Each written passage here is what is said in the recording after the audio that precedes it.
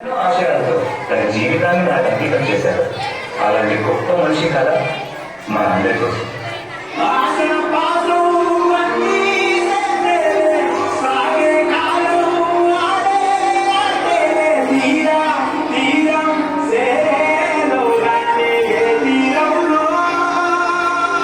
నమస్కారం మాస్టరు.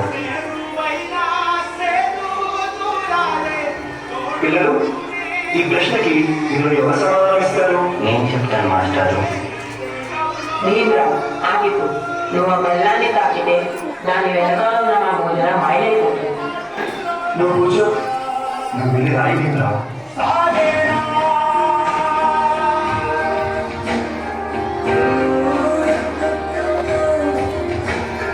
జీవితంలో చాలా గొప్పవాడిపోతుంది భీమరావు.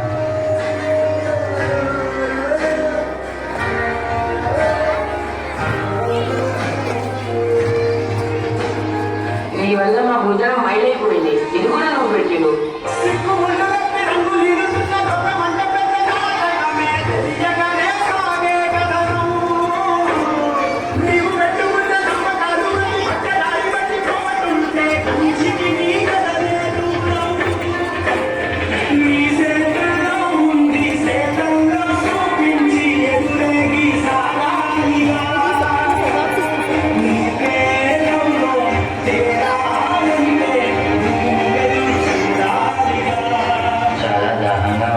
తాగడానికి మంచినీళ్ళు ఇస్తారా?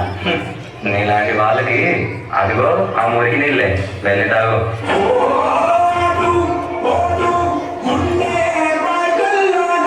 మనుషులు మనుషుల్లా చూడండి, పశువుల్లా కాదు.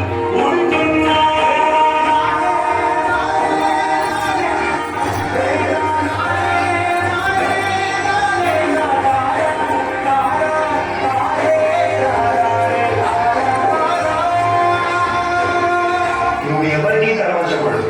నీ చదువు నీ బాల్యం కావాలి, విజ్ఞానమే నీ ధర్మం కావాలి. నీ వాళ్ళ కోసం నువ్వు ఒక దీపంలా నిలవాలి.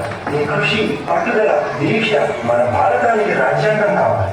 ఇప్పటి నుంచి నీ ఇంటి పేరు నా ఇంటి పేరు అవ్వాలి. అందరూ నిన్ను అంబేద్కర్ అని పిలవాలి. సరేనా భీమరావు?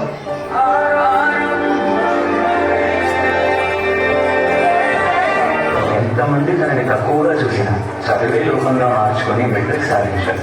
అదే సమయంలో పెద్దలు తన పెళ్లి కూడా చేశారు. సాయాజీరావు గాయక్వాడ్ అనే మహారాజు సాయంతో విదేశాల్లో చదువు పూర్తి చేసి ఎన్నో పరీక్షలు సాధించి తిరిగి వస్తారు.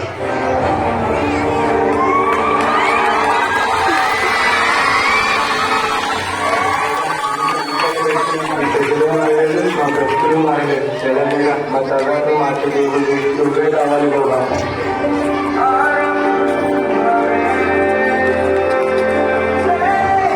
నా ప్రజల కోసం ఎంత కష్టమైనా పోరాడతాను.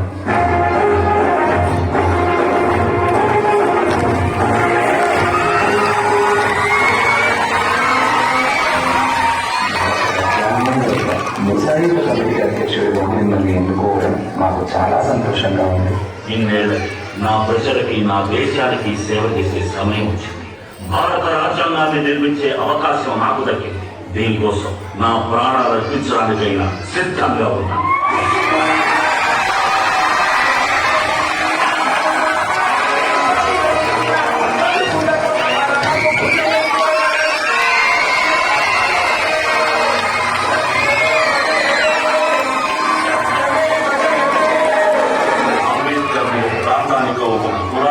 ఒక మతానికో పరిమితం చేయలేదు. ఎందుకంటే ప్రతి భారతీయుడి గుండెపై శరగలిముద్ర వేసిన మహనీయుడు ఆయన. అందరి కలలు కన్నది ఆయన కలం. బడుగుల కోసం ఫలించింది ఆయన కలం. భారతదేశంలో రాజ్యంలో ఉన్నంత వరకు ఆయన మా మధ్య బతికే ఉంటాడు.